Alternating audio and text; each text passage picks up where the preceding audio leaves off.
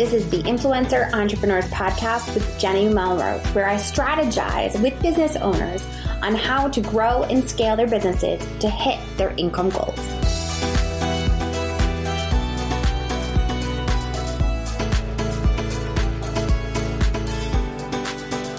This is episode 195 of the Influencer Entrepreneurs Podcast with Jenny Melrose.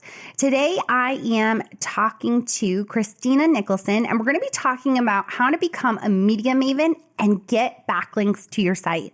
The importance of this conversation is really about getting some PR for yourself so that you can be seen as that expert. As we talked about last episode with Stacy about really being able to set yourself apart, this is a great way to be able to do that. You can become that expert because people see you sharing that you've submitted to other sites, that you've contributed, that you're being featured, whatever it might be, to those other sites that are giving you then those backlinks.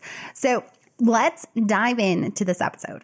Hi, Christina. How are you? Welcome to the podcast. Hi, Jenny. Thank you so much for having me. I'm happy to be here and chat with you. Of course. I am so excited. So before we really dive into the topic a ton, will you start by introducing yourself and tell my audience a bit more about you and your business? Yeah. So I feel one business kind of led to another, which led to another. So I mean, if I'm going to start at the beginning, when I did have a job and a boss, I was a TV reporter and anchor. I did that for 10 years and I wanted a flexible schedule because at the time I had a couple of kids.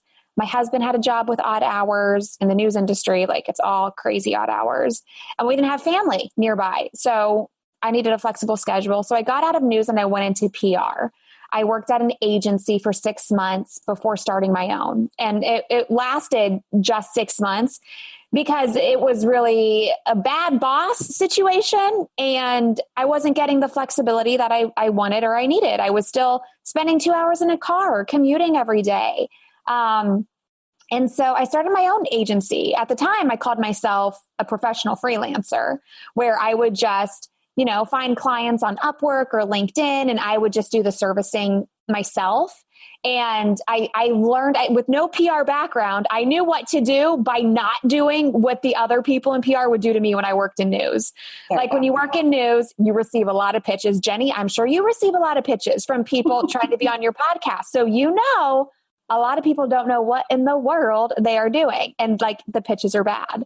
So just being on the other side, I worked to get people in the media and I slowly started building a team. I would either get too busy or I would struggle with a client. So I would bring somebody on. So that's kind of how I accidentally built an agency. And then people would reach out to me. They would slide into my DMs on Instagram and they would ask me for help. And I would say, well, it doesn't look like you have a budget for an agency, but let me just tell you what to do. And then you do it. We'll do it together. So that's how I started my online course, the Media Mentoring Program. And then as podcasting became a lot more popular, keep in mind, this is over a course of 5 years. This isn't a few weeks. Right. Podcasting becomes more and more popular. I'm a guest on a lot of podcasts. I start my own podcast, which you have been on, the Become a Media Maven podcast. And I noticed, and Jenny, I don't know if you realize the same thing, but after you're a guest on your podcast, there's just something different about a podcast listener. They are more invested. They're more willing to find you on social, to join your email list. You see a quicker ROI on podcasts than you do any other form of media. But if you want to get on podcasts, it's a lot of work to even find the right podcast to be on. So I created a software called Podcast Clout, and it basically just makes it super easy for you to find top podcasts that are either relevant in your category, in your niche. You can search by keyword, and then it'll give you a list of podcasts to pitch with all of the information that you need to know to pitch them. So a few different businesses, they all kind of overlap. They all intermingle and help each other out. I still work as a TV host on a freelance basis. And then I call this my side hustle. I know it's your audience's main thing, but my side hustle is my lifestyle blog, Christina All Day.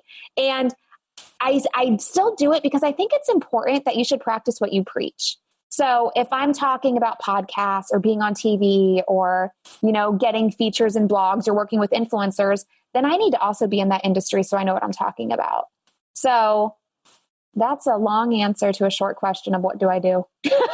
I love that answer. And I love the fact that you brought up the lifestyle blog, because I do feel like you said, you need to practice what you preach. And also when you're trying to go to someone that you're looking to as the professional, you want to know that they don't just talk the talk. They actually have walked it. They have the experience. They've done the things that you're looking to do. I think that that's something that I always tell people that are looking for coaches, anything, programs, know that they actually did it with the tools that they're providing you with. So let's start with, because you talked about your podcast, Media Maven. Will you define what a Media Maven kind of is to you? Yeah. And honestly, you know how I got the name for Media Maven, the business, when I started my lifestyle blog, because that's what I started first. That was the very first thing I started. When I got out of TV, I was like, when you're on TV, you can't even wear your hair in a ponytail unless you get like special permission or you're going to be standing in a hurricane for 12 hours. So when I got out of TV, I was like, you can't tell me what to do anymore. I'm going to start a blog and I'm going to say whatever I want. So when I started it, it was called Mascara Maven. Okay. So I started, it was called Mascara Maven. So then when I started a PR agency, I was like, let me just call it Media Maven.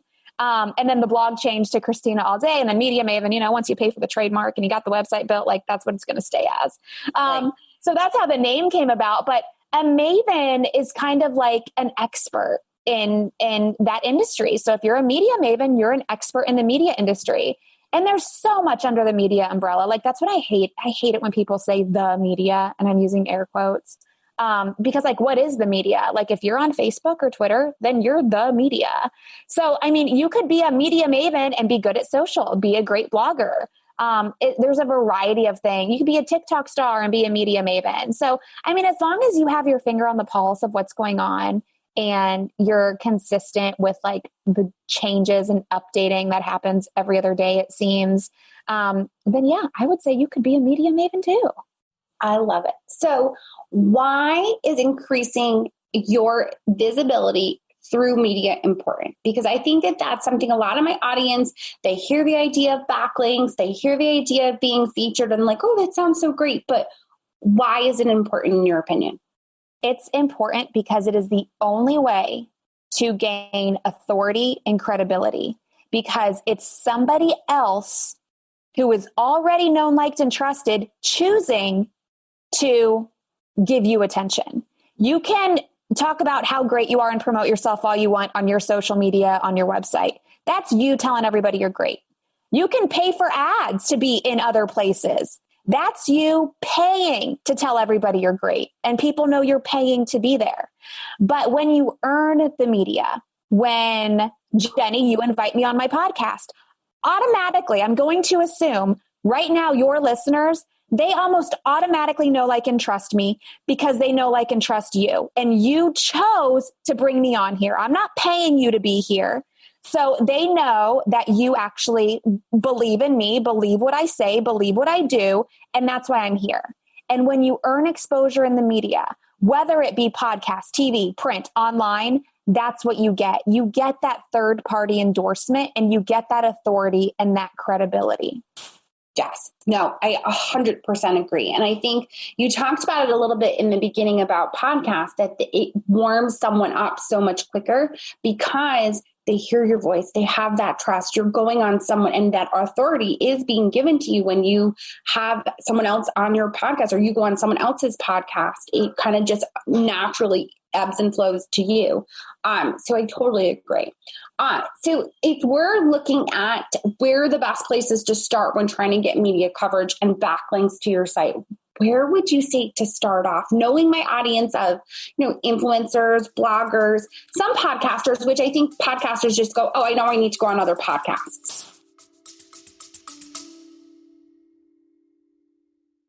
Whether you're a seasoned podcaster or just thinking of starting a podcast, you need to listen to Buzzcast from the folks at Buzzsprout. Here we go! Buzzcast covers everything a podcaster should know, from marketing strategies and how to make money from your podcast to the latest and greatest tech and industry insights to keep you on the cutting edge.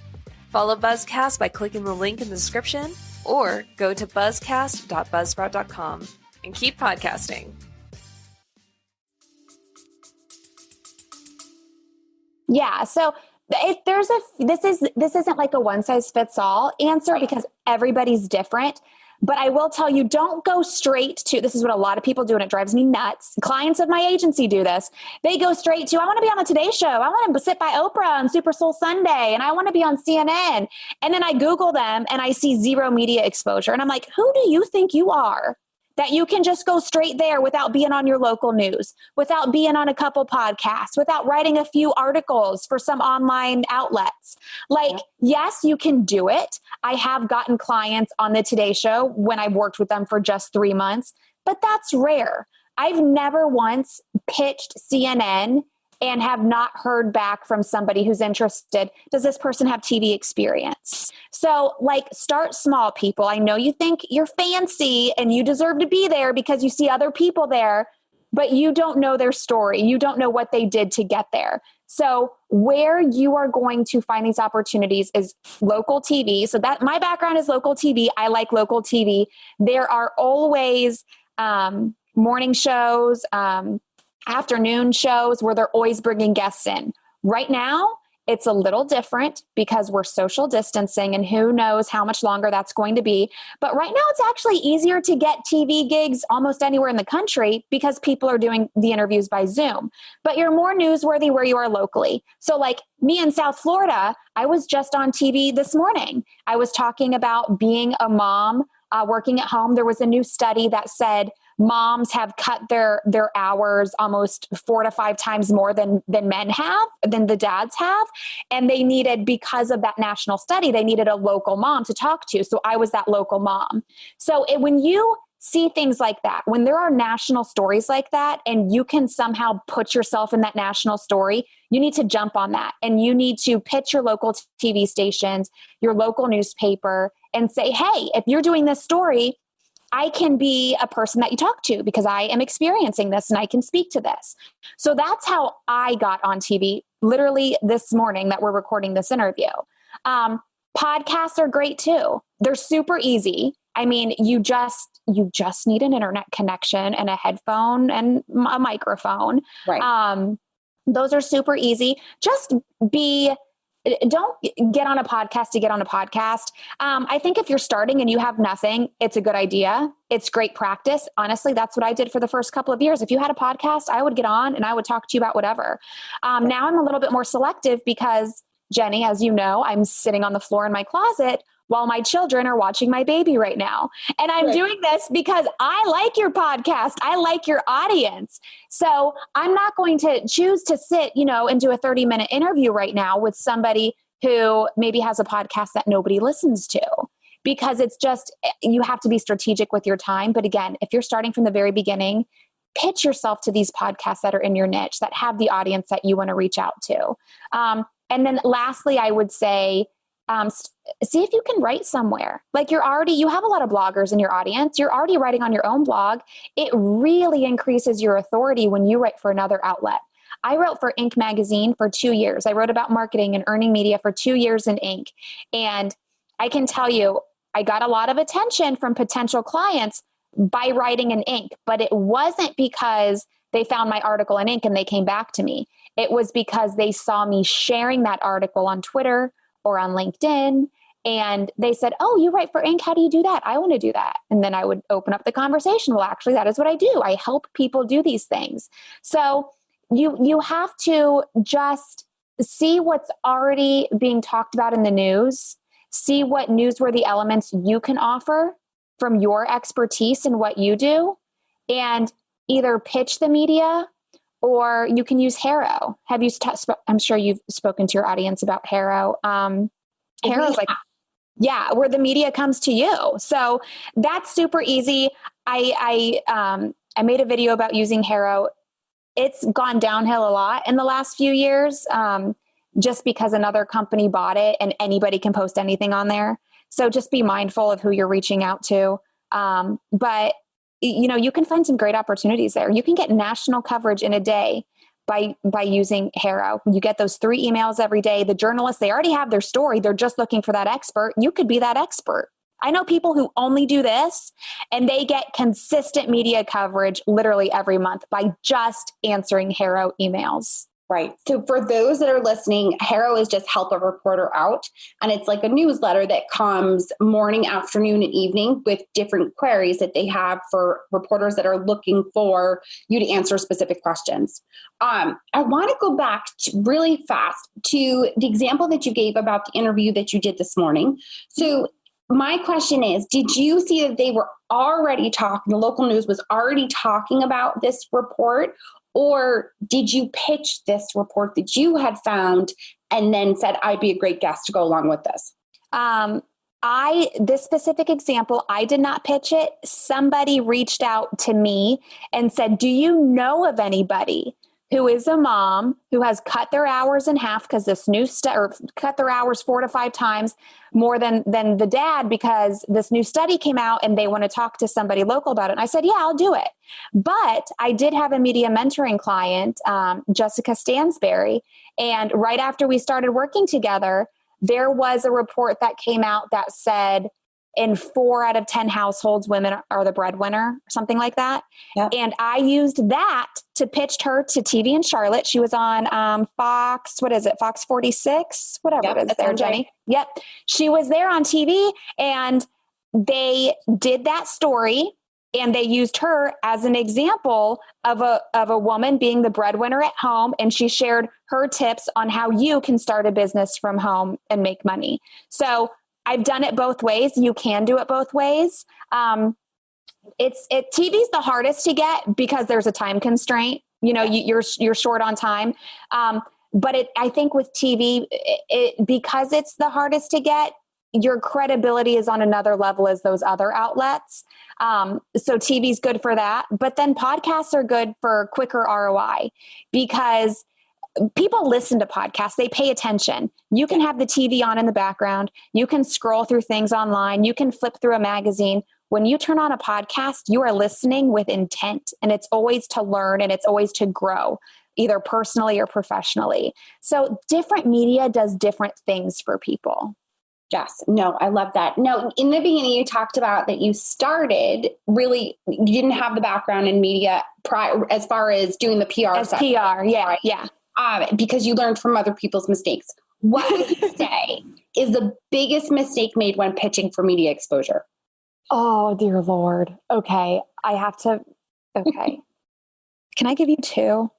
Absolutely. We would love that. Jenny, we could be here all day, but I'll just give you 2. The first one is simple. Don't email me, Jenny, and 500 other people the exact same thing in the exact same email. Like, we know we're being BCC'd.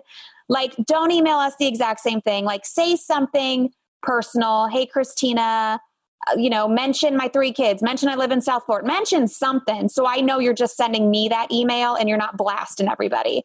Yeah. I'm shocked at how many PR agencies do this. And I just feel for their clients. Like, it's terrible.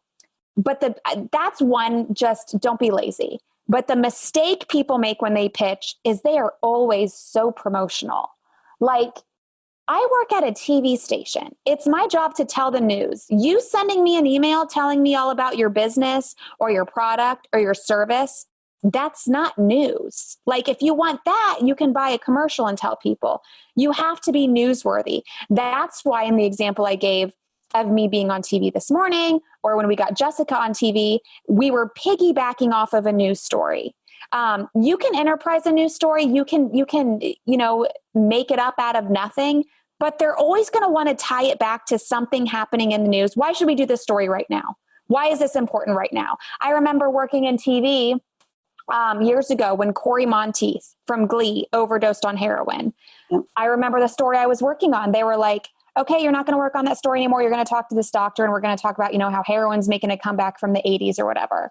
I don't know if the doctor, if he pitched himself or if they just were like, we're going to localize this national story. And they did a Google search and he was the first one to pick up the phone or what the situation was.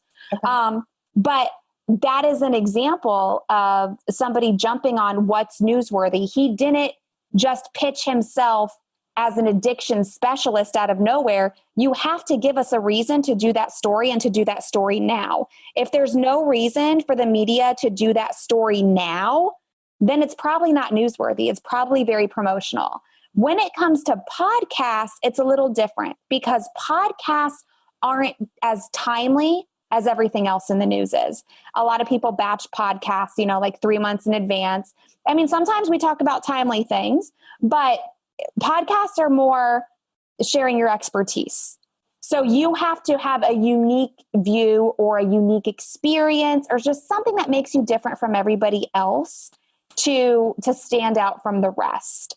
And it should not be about you, your business, your service. Like, make it newsworthy. What is newsworthy? What is happening now? Why should the audience care? People are just so overly promotional. And I know you probably get this a lot, Jenny, with authors and with people who want to come on and promote their books. Right. I once had, which I'm fine with, come on and talk about what's in your book. But Right. when you pitch me and you make it all about your book and your book launch, and you want the episode to go live on this day, I am overwhelmed with your book marketing plan instead of like the value I can offer my audience on your podcast. I had somebody, they hired a publicist, and it was actually a good pitch. Like, I booked this person because it was good. And I knew she had a book and she was going to talk about what was in her book. And I was like, great, we had it scheduled. In between, before like we recorded the episode, in between the scheduling and the recording date, I got probably 3 emails from this publicist about the day the book was being launched. Please release your episode around this time. And we want to make sure the book gets this and that and the other. And then I was like, all right, forget, I'm canceling it. Like, because now you're telling me how to do my job and you're telling me what to deliver to my audience. Right. Like, you can buy an advertisement if you want all that. So people, like, listen, your promotion is going to come. Like, as a side effect, you're going to get it. It's going to be mentioned. You're going to get the backlink. So don't like be so obvious about it, because that is going to work against you. Yes. No, I think the piece about being able to offer that person's audience value is where it's so key. Because like you said, it's naturally going to come up. You can slip things in about the new system, the new course, the new program, whatever it might be that you have as you're talking about that solution that you're offering up that audience. So I love that piece for sure. So you have a video training that in just 3 days, we could have media exposure. Can you tell us a bit about what we would learn in that training? Because clearly my audience is going to love you, because I do.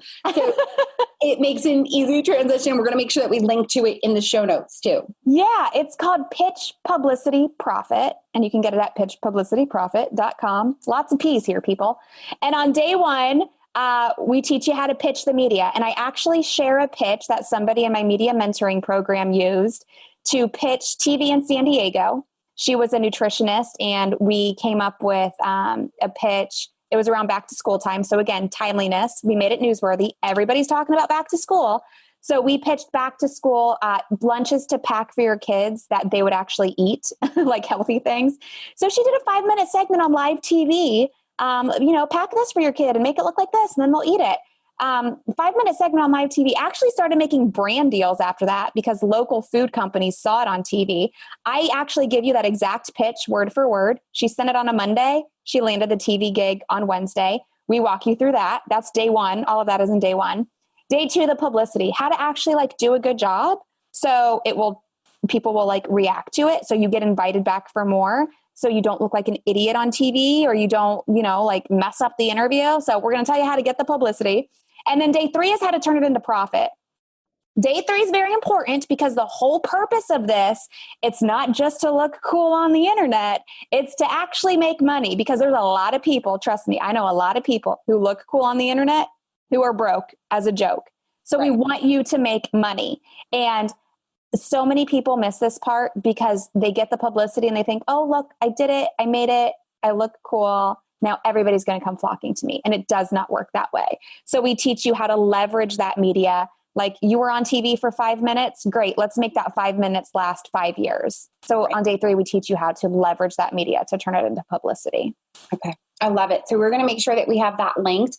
Now, where are the best places to connect with you? We're already going to be making sure that we're listening to the podcast, and that is Media Maven with Nicole. Become a Media Maven. Okay. Become a Media Maven. Yep. Perfect. Thank you for correcting me. Where else are the best places? You can find me on social. I'm at Christina all day. And yeah, we already talked about pitch, publicity, profit. If you want to get on more podcasts and you want to know which ones to pitch, we will save all of that research and admin time for you at Podcast Clout. That's podcastclout.com. Oh, I have another good one for pitching podcasts.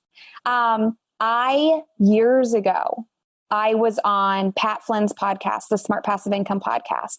That kind of snowballed into a second appearance, me getting accepted into his mastermind. And I can literally track tens of thousands of dollars from one podcast appearance on Pat Flynn's podcast. So I am sharing the exact pitch, word for word, that I sent to him that got me on his podcast the very first time, including the pitch, what happened after, the follow-up, everything, like take you totally behind the scenes. I'm an open book at podcastclout.com/Pat. Okay. So that could, I think that's something your audience would like if they want to book more podcasts. Absolutely. And I'm glad that you told me at the end of the interview, because I probably would have then tried to get you to talk more about I did an in-person through a food conference, and he did like a small group. I just love anything. All his books are over on my bookshelf. Yeah. Yes, he's great. He's terrific. And I didn't know him. And this is why I'm sharing the very first pitch, because I pitched him. I didn't know him. He didn't know me. Right. Obviously, the second appearance is because he knew me. Me getting into his mastermind, he knew me then. So that's why I want to share the very first pitch. I was probably like a year into my freelance career, like nothing. And I got on his podcast. So I know you probably have a lot of listeners. This is a big myth that you have to be a big company. You have to be successful. You have to know people to get media exposure, to get big, meaningful media exposure. You don't. I got on Pat Flynn's podcast without knowing anybody. A couple months later, I was on EO Fire, and I recorded that one before Pat's came out. So John Dumas didn't know me. I've gotten clients on the Today Show who were making no money in their business and nobody knew them. So, check out those pitches. Copy them, paste them, turn them into your own. You don't have to, everybody has this perception that when you're in the media, you've already made it and you're successful. And that's why you need to earn it. And that's how you become successful. That's how people get to know you. But anybody can earn media exposure. You just have to know what to do. Perfect. I love it. Christina, thank you so much for taking the time to talk with my audience and share your insights. I appreciate it so much. Thank you for having me, Jenny. It's always fun talking to you. Of course. All right, guys. Well, there you have it. Christina was a breath of fresh air, really sharing specific examples of how you can get new media exposure for yourself, then getting those backlinks to your site, which of course is going to improve your authority with Google, as well as with your audience as being that expert that they are seeking to work with. I always appreciate you guys so much when you are listening in. If you put an Instagram story up on your stories, tagging me at Jenny_Melrose that you are listening to the podcast. Show me what it is that you're doing. Are you walking the dog? Are you cleaning the house as you are going about listening? I also love it when you guys leave me a reading review. That was actually, as you heard, the way that Christina and I first connected.